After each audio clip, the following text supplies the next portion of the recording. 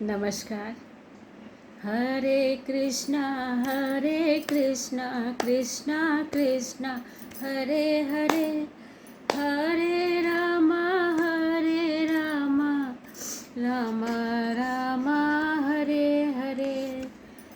हरे कृष्णा कृष्णा कृष्णा हरे हरे, हरे राम राम राम हरे हरे। त्वमादिदेव पुरुष पुराण, त्वमस्य विश्वस्य परं निधानं। वेत्तासि वेद्यं च परं च धामं, त्वया ततं विश्वमनन्तरूप। जय श्री कृष्ण। गीता का दिव्य ज्ञान का मैं 31वां श्लोक से शुरू कर रही हूँ।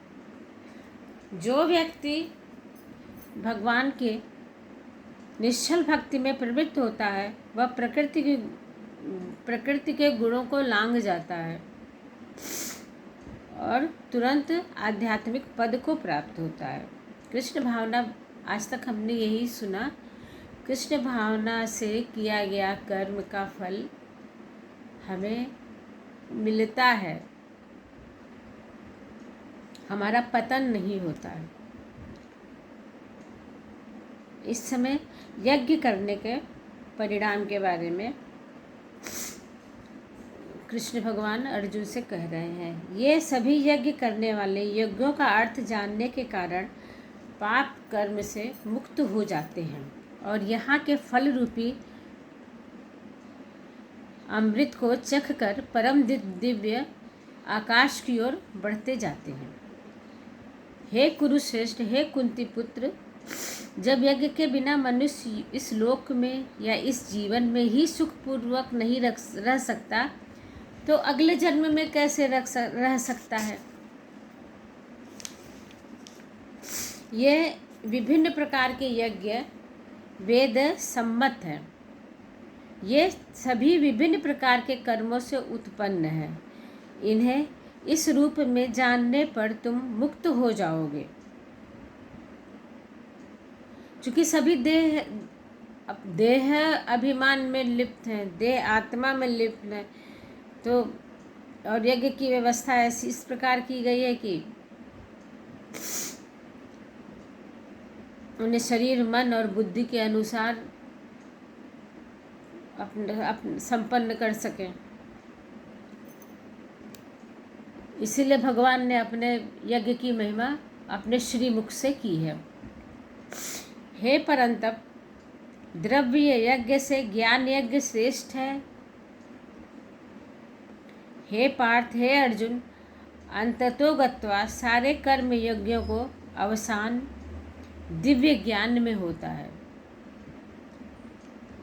सभी यज्ञों का अंत जो है दिव्य ज्ञान में ही जाके अंत होता है। तुम गुरु के पास जाकर सत्य को जानने का प्रयास करो, उनसे विनीत होकर जिज्ञासा करो और उनकी सेवा करो।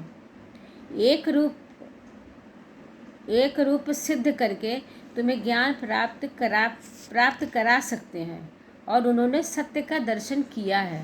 जिस गुरु के पास तुम जाओगे, जो उन्होंने जब सत्य का दर्शन किया तो तुम्हें भी सत्य का दर्शन करा देंगे।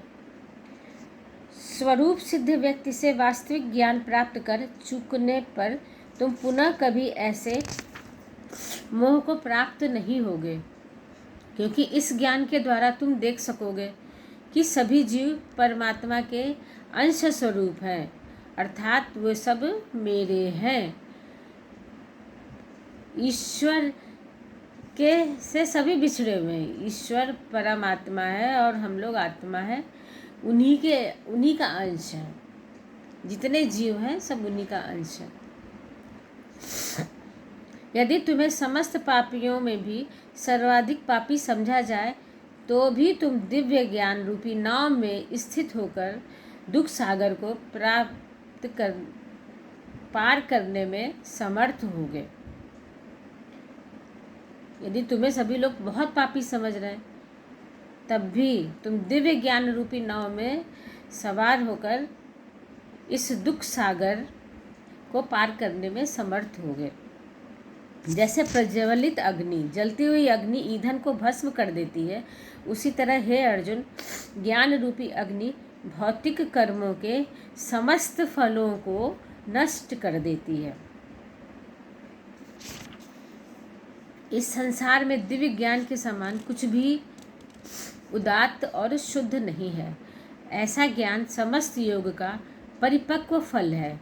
जो व्यक्ति भक्ति में सिद्ध हो जाता है, वह यथा समय अपने अंतर में इस ज्ञान का आस्वादन करता है।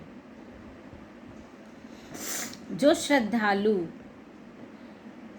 श्रद्धावान व्यक्ति दिव्य ज्ञान में समर्पित है और जिसने इंद्रियों को वश में कर लिया है, वह इस ज्ञान को प्राप्त करने का अधिकारी है और इसे ज्ञान प्राप्त करते ही वह तुरंत आध्यात्मिक शांति को प्राप्त करता है। किंतु जो अज्ञानी तथा श्रद्धा विहीन व्यक्ति शास्त्रों में संदेह करते हैं, वे भगवद भावनामृत नहीं प्राप्त करते, अपितु नीचे गिर जाते हैं। संशयात्मा के लिए न तो इस लोक में न ही परलोक में कोई सुख है। जिसके अंदर शंका उत्पन्न हो गई, न उसको यहाँ सुख है न स्वर्ग में सुख है, 14 भुवन में वो कहीं भी रहे उसको सुख नहीं प्राप्त होगा। जो व्यक्ति अपने कर्म फलों का परित्याग करके भक्ति करता है और जिसके संशय दिव्य ज्ञान द्वारा विनष्ट हो चुके हैं, वही वास्तव में आत्मपरायण है। हे धनंजय, वह कर्मों के बंधन में नहीं बंधता।